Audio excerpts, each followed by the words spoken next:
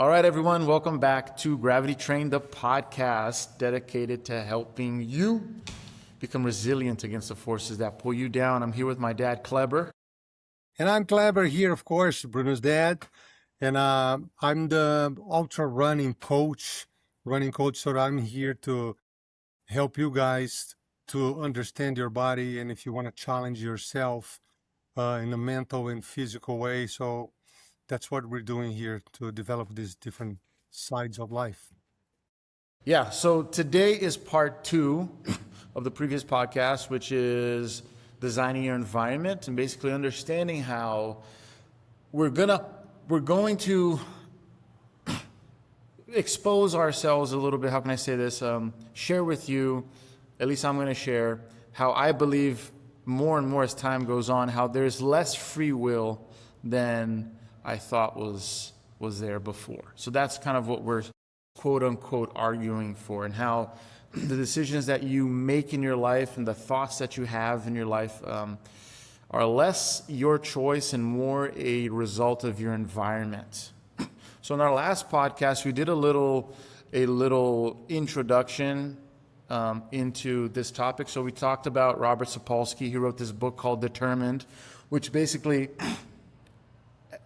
we're kind of like this is sort of the point of which we're standing on. This book, at least I am. This book really changed the way that I thought about things, even though I might have understood it intuitively. He wrote it down very well. And in his argument, he says that basically you're not just you. You're a collection of everything from your genetics to your hormones, to your childhood experiences, to your culture, to the environment. Everything that came before you has shaped you to who you are today. So in terms of free will, you're really just a result of the thing that happened 2 seconds ago and then the 2 seconds before that, all the way down.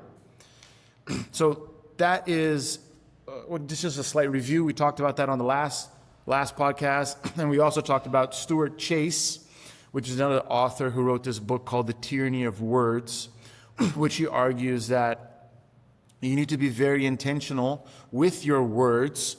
Otherwise, you will not have an accurate map of the world. And so I recommend you guys read that book. But one of the things that he talks about in this book, kind of a cornerstone idea, is the map is not the territory. Just because I might label something doesn't mean that is the actual thing. And we can go into all that, but basically like a simple analogy would be, you look at a map, a literal map, and you go, it's 1 mile from here to my house.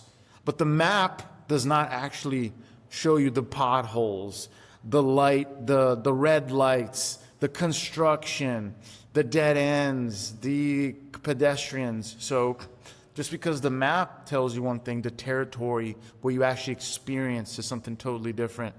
And we talked about how that relates to basically your choices. You might think you have free will, but really you're kind of constrained to the territory that you're in.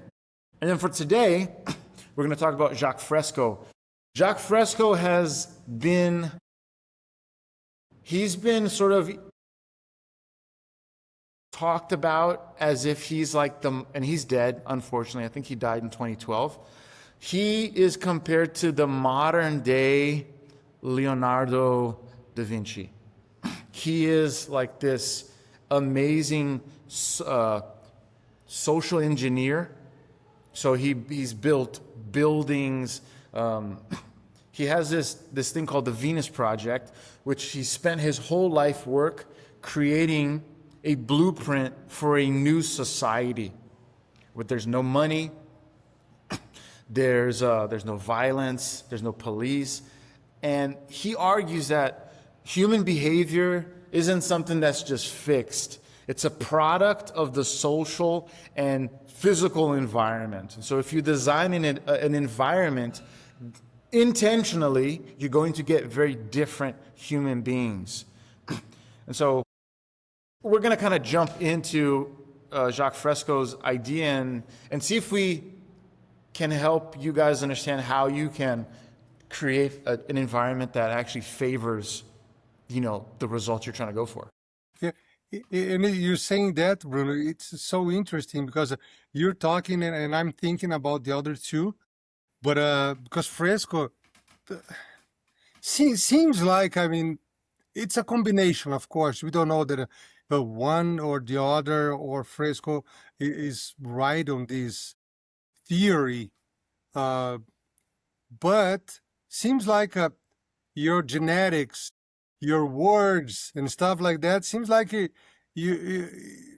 you're reacting, in my opinion, by the way, reacting to the physical and to design for the people that surround you. What does he say? That's the human uh, and the physical, right?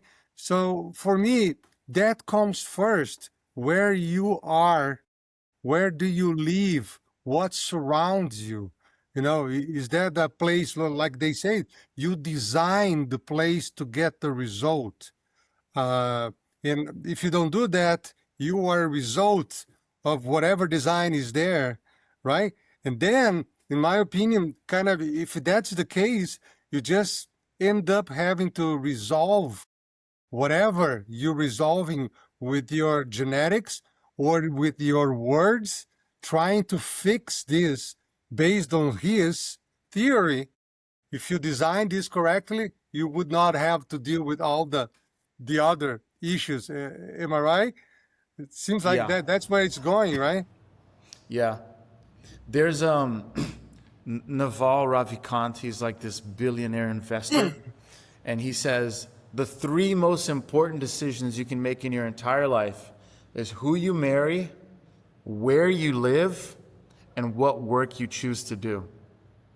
Everything else is going to be a downstream effect from that.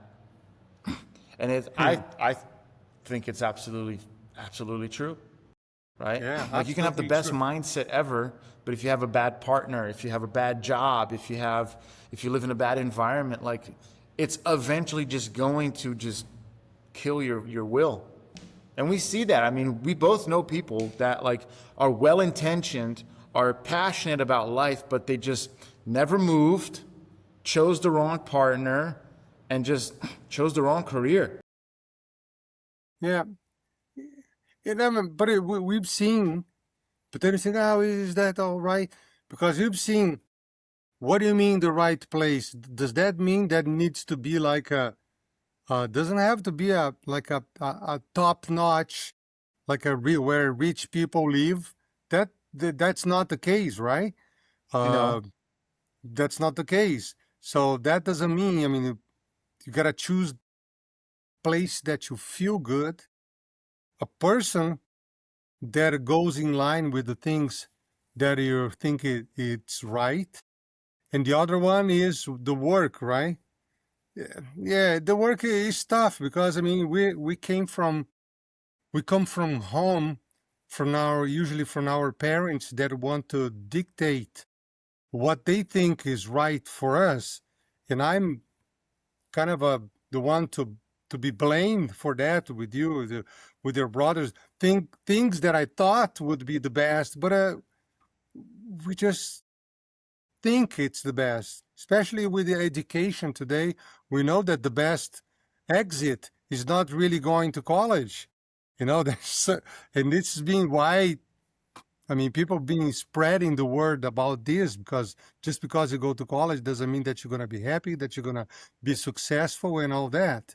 So choose well, otherwise things going to go downhill, just like shit. yeah, no, I think it's like what is a good environment, right? Like where you live.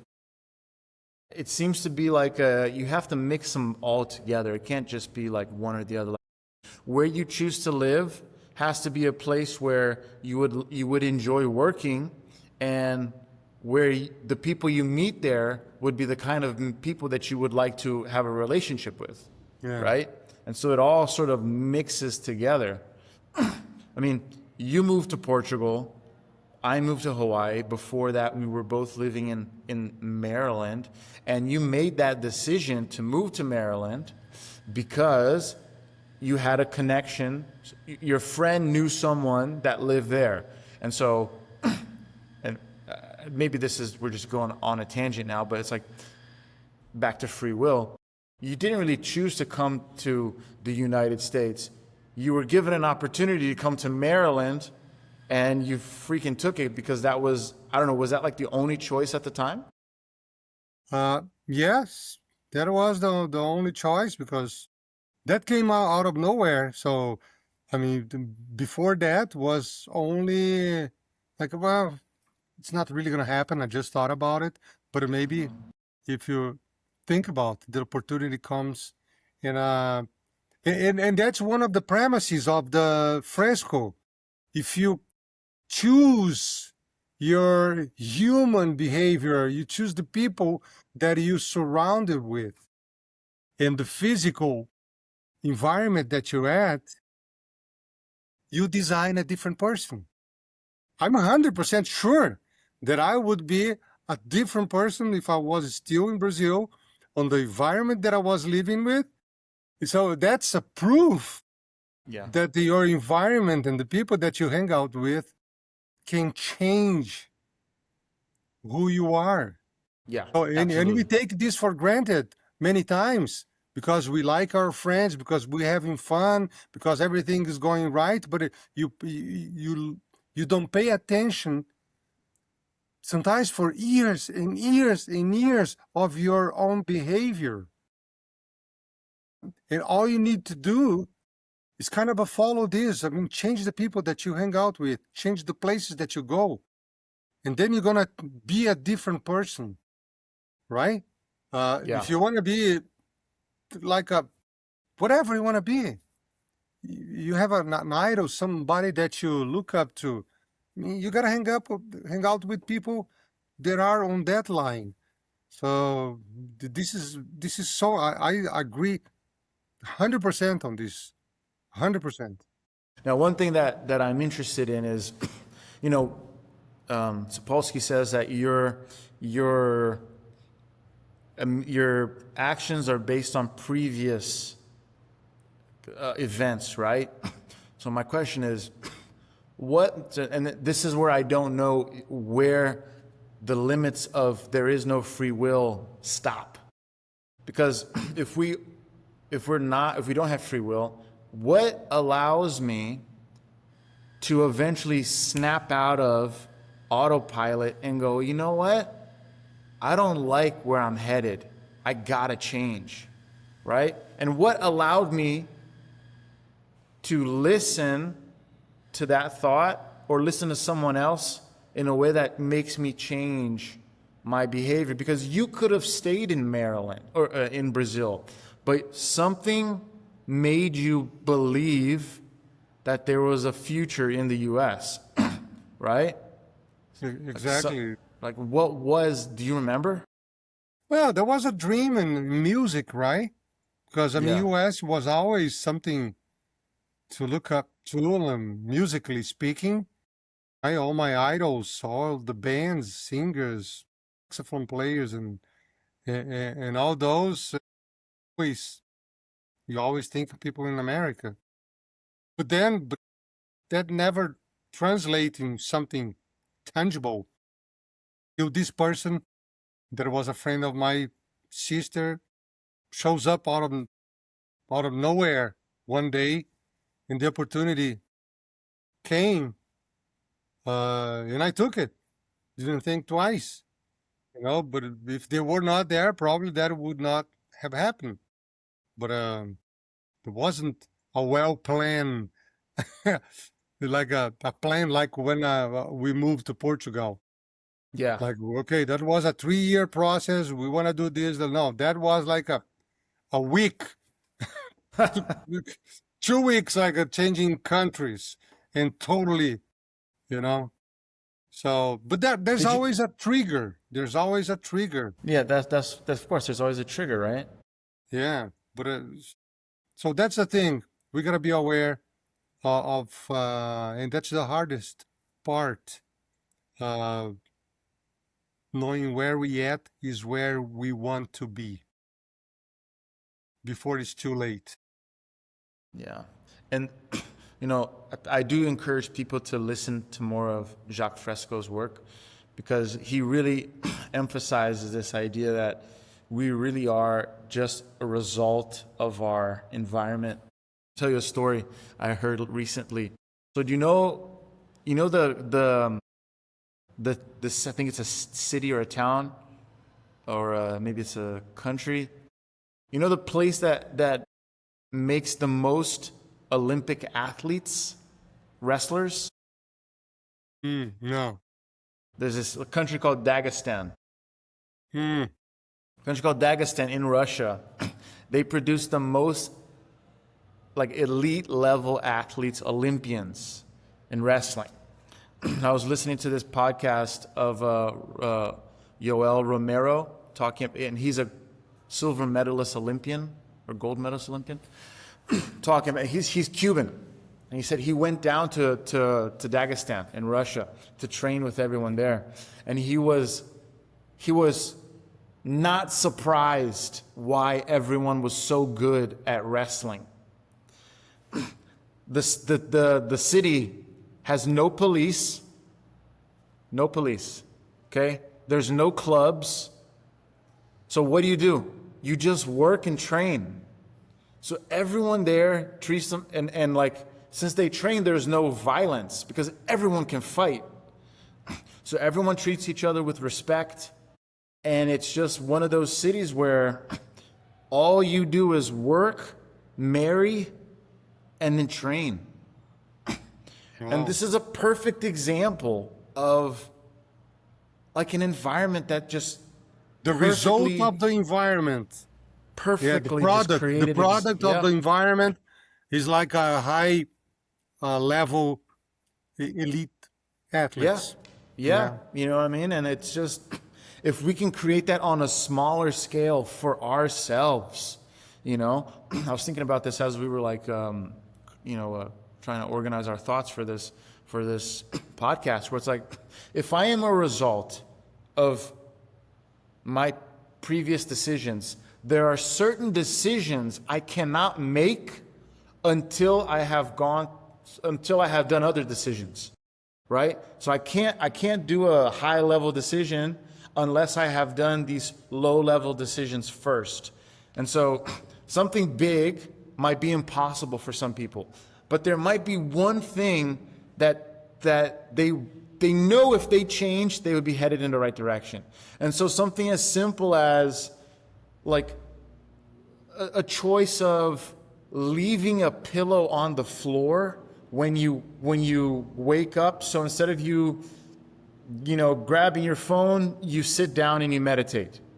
Or you go, when you get home, instead of you going straight to TV, you leave your shoes so you go do a run around the block or some shit like that. Like little increments, just like what you were talking about before we started, like playing saxophone again, right? Like just 15 minutes a day turns into now an hour, whatever.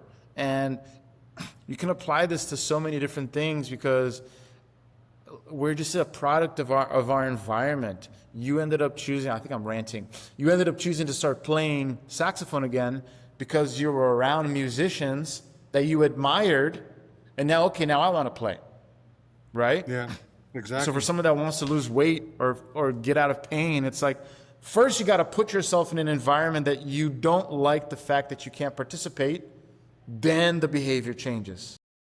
Yeah, absolutely. So again, and that goes with crime, that goes with addictions, right? Yeah. It's all a product. You're surrounded by the people that are within that same environment. I mean, this is what you are. You are a byproduct, the product of that environment. Yeah. It almost seems like, now that I think about it, like kind of the decisions I've made in my life, it almost seems like some of the biggest decisions I made of my life to start something was because if I kept doing what I was doing, I would never see certain doors open. It's like, I'm never going to have access to that unless I quit this one thing. Yeah, but and sometimes you never see, Bruno, and that's why people waste their lives because there's nobody to tell them. They're not paying attention, and they keep the door shut to other people, to other environments, and then sometimes somebody's gotta drag you out of that place for you to see the light, to see the sun, to see the opportunities, to understand that there's something else to believed, you know. Yeah. And Yeah. if that person doesn't do that, you end up stuck for the rest of your life on the wrong spot Yeah. or missing Yeah. out on life. And then you kind of, and then I think like, talking about this, like, how do you help someone see the fact that they're not, choosing the path that would actually lead them to where they want to go? Like I have a friend who he wants to make a lot of money. Me and him, we talk about making money, and I tell him, dude, you are such a good people person, but you need to go into sales. If you were in sales, you would kill it. And he, in his mind, he's like, I don't want to go into sales. I think it's like, it's sleazy. It's like you're kind of manipulating people, and I've had bad experiences in the past, and I just don't want to go down that route. And I'm like, dude, you're a product of your environment. You're choosing not to do the thing that if you just did would really make you succeed. And so I pressed him. Go ahead. Yeah, and sales. I mean, since you asked, I mean, first thing you got to believe in what you're saying or what you're selling. That's the first thing. If you don't believe in what you're selling, then you're gonna feel good. You're gonna feel like you're fooling people. That first thing is if you're an honest person, and if seems like this guy you're saying he is, he's just gonna find the right product that he can actually go with confidence and be happy and get people into whatever he's selling, right? That's what I tried to tell him. Yeah, Yeah, for sure. But this is more difficult, of course, with adults because they have like their opinion formed, and it's hard to somebody to break in. And that's why family comes in such an important phase of somebody's life, because parents have the power to simply drag their son or their daughter out of whatever they're doing, and that's their duty to do that when they see they're deviating. So you got to be strong enough to go against what they think is right. And then so that's why I mean the family is the oldest and most important business or whatever you say, right? The group in life, man, because that's what the structure of someone. All right, this is really interesting. I think if we can just tie this back to Fresco, and how he really emphasizes designing the environment. So, when we're applying this to fitness, let's say fitness for our clients, sometimes you don't want to go to the gym because the gym actually feels intimidating, and so you avoid it. And so something as easy as just trying to find a gym that you feel comfortable with and that can actually give you a sense of belonging and allows you to be consistent might be what you need. For example, if you have a gym that is outdoors and you already like to be outside anyways because you like to walk, just do it outside. You don't have to have machines. You don't have to have dumbbells. Like, calisthenics alone can get you ripped, and it can fix your pain if you know how to do it right. You can go that route. If you actually feel like the gym that you're at is too intimidating because there's too many jacked guys or whatever, like, go to a YMCA. Like, there's ways to produce the behavior you want, right? And the same thing, go ahead. Hey, and when you do that, it's that when comes the coach. Okay, if it's gonna be outside, the same thing. You're gonna have to design this program to work, right? It's not just going outside. So it's something. Again, the result is done by the design. You do it, right? So that's his claim. You are a product of the design. So you're gonna get what you design for. If you didn't design, right? I think it's important that I want people to understand, what does it mean to actually design something? Because I've been working on this for the last week. It's been really helpful for me. So in order for you to design something that actually works for you, let's say going to the gym, you have to first diagnose everything wrong with the design, right? And so I've been doing this technique now called the Tarantino method. And so Quentin Tarantino, he made Kill Bill. He's a director, Hollywood director. And he went on a podcast once, and he kind of talked about his life and how before he was a director, he had just worked at a movie store, and he had these ideas of being a director, but he never did anything about it until one day he was hanging out with one of his friends that was like maybe 5 years older, and his friend just, he had known him for a couple years, and he was really cool and fun. And then as soon as he hit 30 years old, he just started to become like bitter and like angry, and just he wasn't the same cool guy.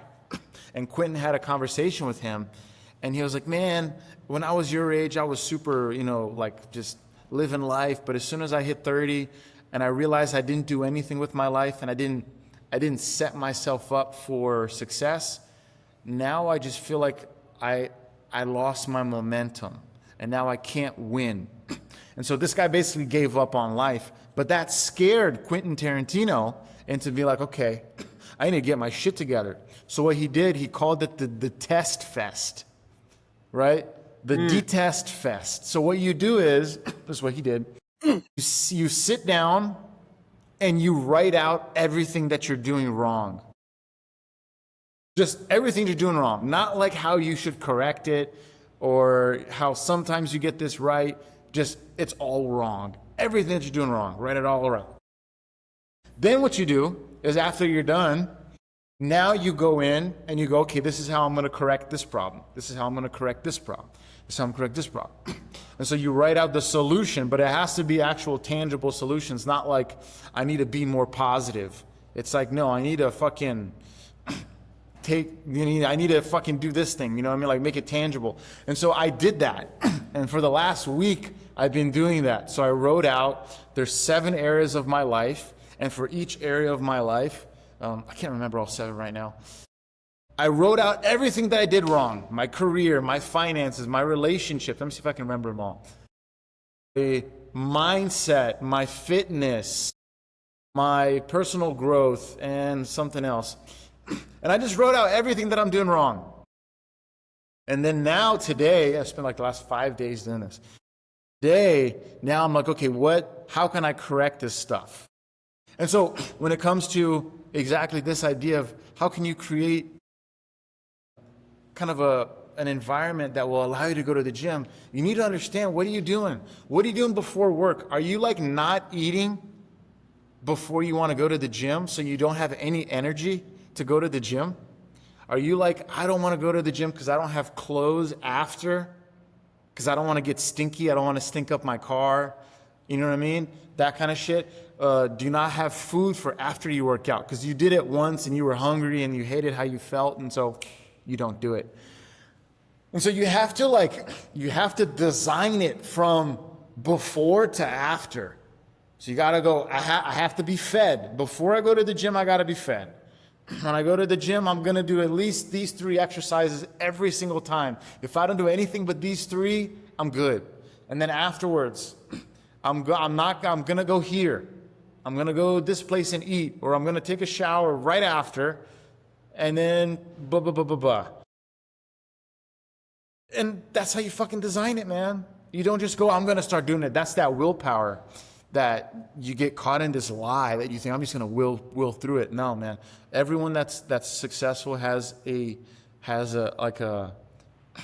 procedure. System. A system, right? We need a system. That's what it is.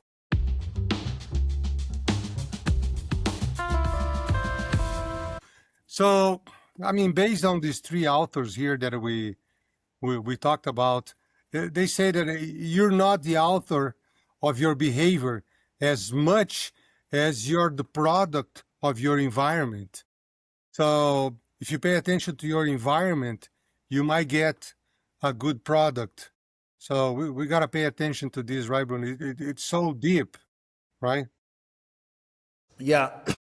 I think it would be cool for us to like maybe do a little synapses now that we're like at the tail end of this thing right here, of each one, Sapolsky, Chase, and Fresco. I have it written down.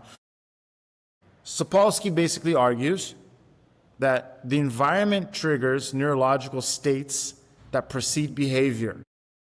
You're largely running on biological autopilot, and the question is like what you've loaded into the environment that triggered the autopilot you want.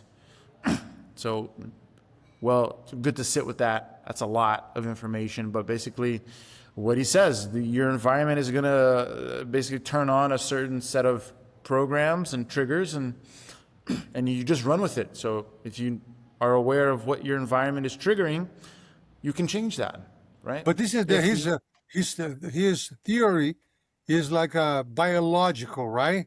That is the result, biologically speaking. Yeah, biologically, like our thoughts, the chemicals, our genetic code. It's it's kind of everything happens as a result of something else.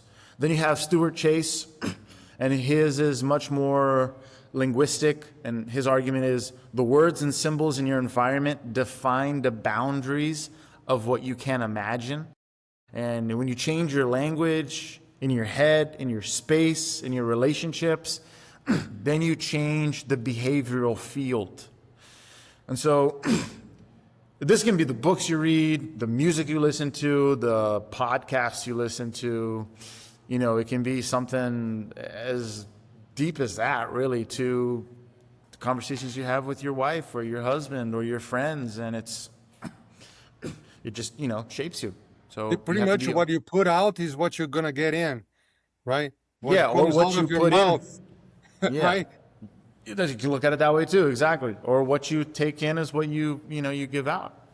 Yeah. And then we got Jacques Fresco, who argues that if you want to change the behavior, you have to change the environment. And it's not really a motivational exercise. It's an engineering problem. If you solve the design, then the behavior follows.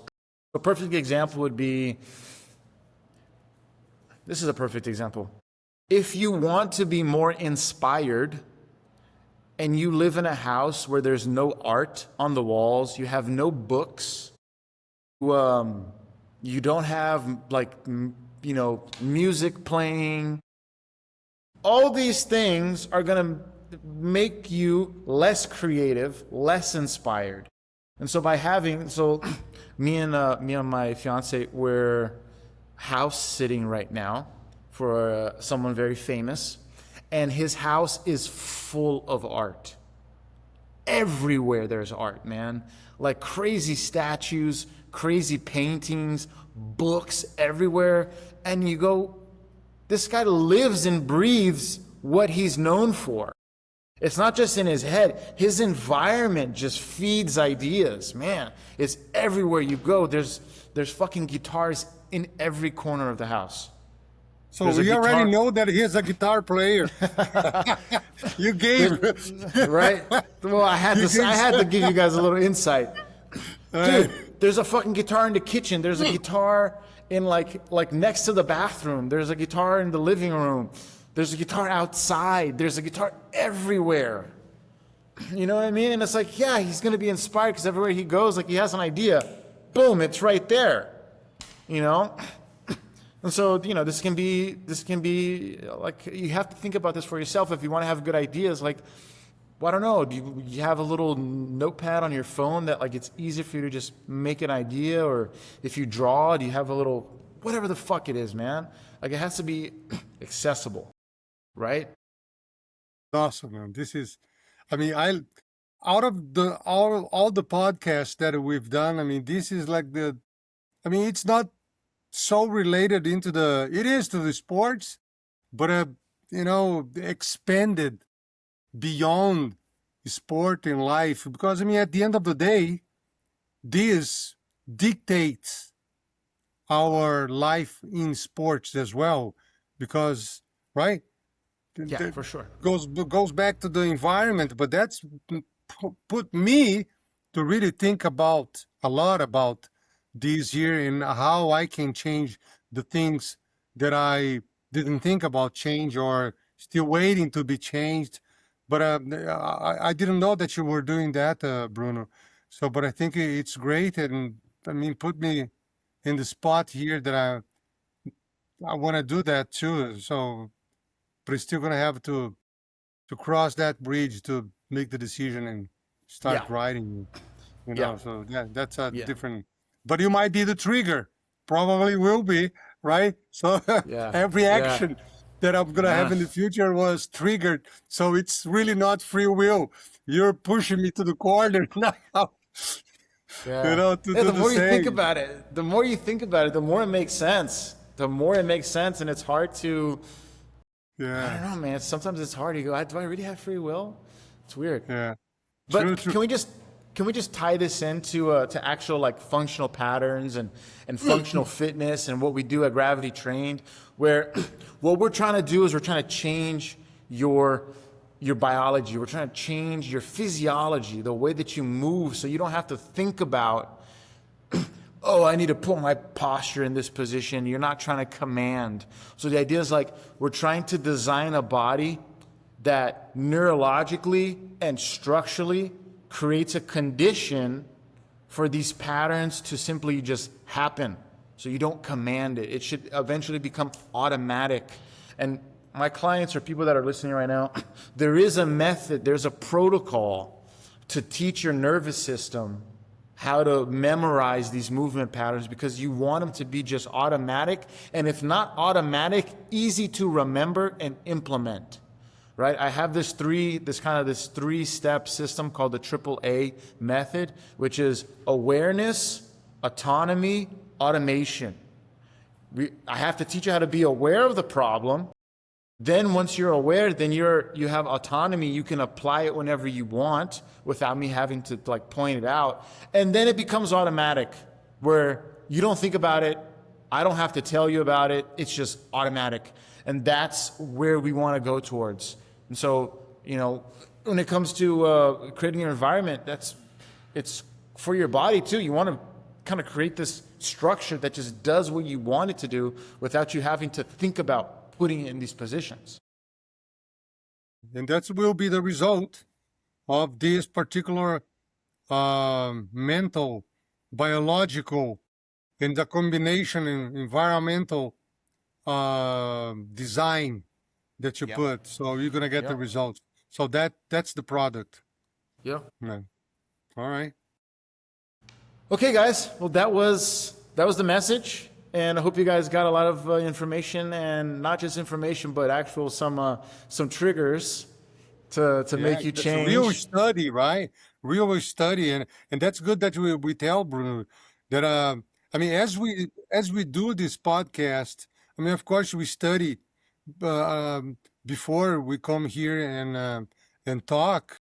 But as we develop the conversation, we really learn, and new things pop up. Um, in the conversation in our minds and ideas, and hopefully this is happening with you guys as well. So, Yeah. but Yeah. we're gonna end over here, and we'll be back with a new podcast next week.